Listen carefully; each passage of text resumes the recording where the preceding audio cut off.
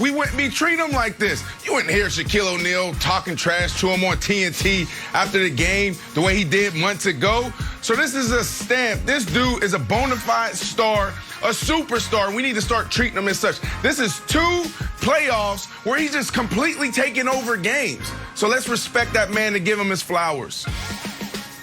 All right, my answer is not surprising. I'll explain that in a moment. But first, speaking of giving flowers, by the way, what a year for 1-800-Flowers and local boutiques and florists. Everyone's getting flowers. That's the new thing everybody's getting. It used to just be for funerals and weddings. Now everybody's getting flowers. Yeah, you don't want to wait. But I would like to give flowers to one. I get it. I understand. I would like to give flowers to Brandon Marshall. Brandon Marshall yesterday said, reminds me of a young D. Wade with a better jump shot. Do you know who co-signed that take late night on Twitter? Ooh. None other than LeBron Raymond James. The great tweeter Cuffs the Legend pointed out that comparison. LeBron replied and said it's feeling like it. So good job, Brandon. I say it's not surprising, Wilds, because he's played 30 career playoff games. This is the 6th time he's gone for more than 35. So 20% of his playoff games, he does something like this. You pointed this out also yesterday, Wilds. He was like, hey, he's the greatest playoff scorer, top 5 all time. So I guess it's not surprising. Yeah, I'm going to give Brandon some flowers. Brandon, you got to send me your address. I'm actually going to deliver a beautiful bouquet because my answer is D-Wade-esque too. But for a little bit of a different reason. I think this is the ascension of D-Wade.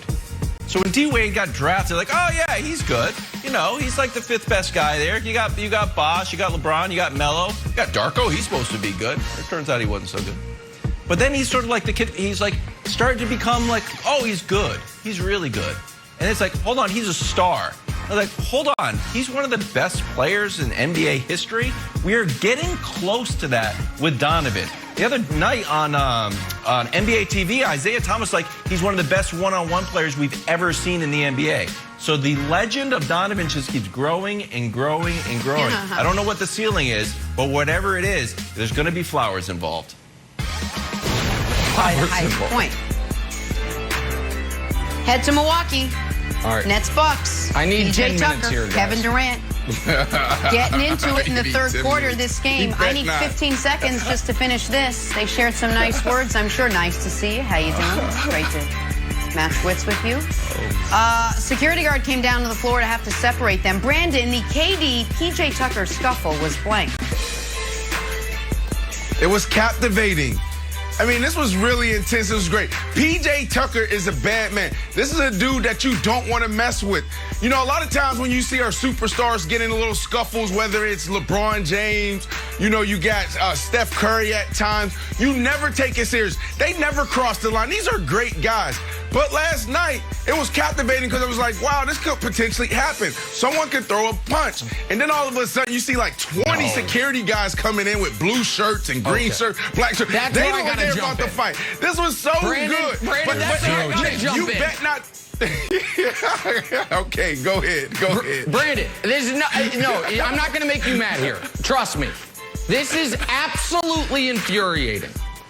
I'm going to do a callback a bit. People that watched a lot of LeBron with the Cavs or just watch a lot of League Pass will know it. There's a cop in Cleveland. He's in full uniform at these games that whenever players start jawing, he runs on the court and puts his hand on his hip like there's about to be some major disturbance. He does it. And I've always watched, yes, he does. I've always watched him and like, what is this guy, what does he think's going to happen here? This is the escalation of that. And if PJ is not mad at KD anymore. He's mad at that fella in the black who ran on and bodied him like he's a bouncer at a club. Listen, arena security. I know the NBA has enhanced it. It is to protect the players from the fans, not the players from the players. You can't go on the court, buddy. What are you doing? But Nick, could there have been a memo? In black. I don't know, but watch the guy in blue, Brandon. The guy in blue then tells the guy in black, what are you doing? What are you doing, buddy? You're not here to run up on PJ Tucker. These guys both went to Texas. They played each other for years. Nothing bad's going to happen. Fella in black, calm down. Calm down, arena security. Yeah, I thought it's no good, Brandon. I thought it was interesting, but the first thing that came to my mind was maybe because it's the playoff time and there's so many eyeballs globally on the game that the NBA said, you know what, make sure it doesn't escalate and go too far. And that's every single game. So that's the first thing that I thought about when I saw the security rush the court that way. But Wilds, as is often the case, you know what causes the escalation? The folks whose job in theory it is to de-escalate. He's running in their body and folks. PJ Tucker ain't having that. So no, this really made me mad. Katie and PJ Tucker are just talking to each other. These guys have no business running between them. None whatsoever. That's Nick right. is so That's right. out. I think it's I think Michelle Roberts gets involved here. I don't think it's super funny, to be honest with you. I think it's actually a problem where, like, I know it didn't happen, but nothing ever happens till it happens. Like, you could easily, like, hit PJ Tucker and have him fall and have him get injured. Not to be, like, the grandma, like, overly worried. But no, you can't have right. security doing this. I think the Players Association gets involved and talks to Adam Silver, and it's another security miscue from the NBA. Not great. Yeah, I totally Made it a little bit more intense. I like it. I like it. I like it. We're going to take a bit of an awkward turn.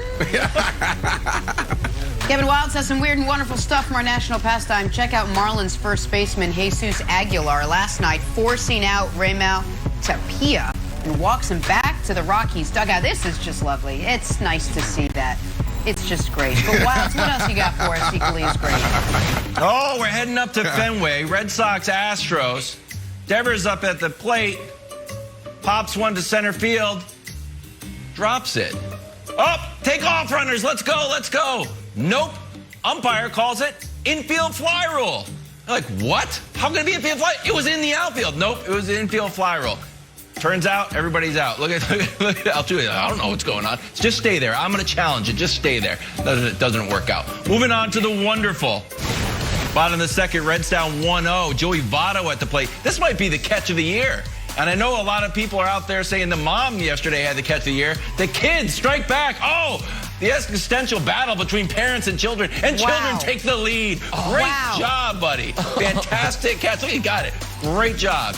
Moving on to the weird, finally. We're going to head out to the Frisco Rough Riders. Not named after DMX, actually named after Teddy Roosevelt. They have these baseball bats that you can get a beer out of. They just decided to stack them up. It's a great job. I'll be out there shortly. And that's your weird and wonderful from the National Pastime Jet. Is that true, Wilds? Wilds, the minor league baseball beer content has been A+. Teddy Roosevelt is in the logo. Got to dive into Game 2 Clippers Jazz because our old friend Chris Broussard is stopping by. Can his Clippers rally from yet another 0-2 hole?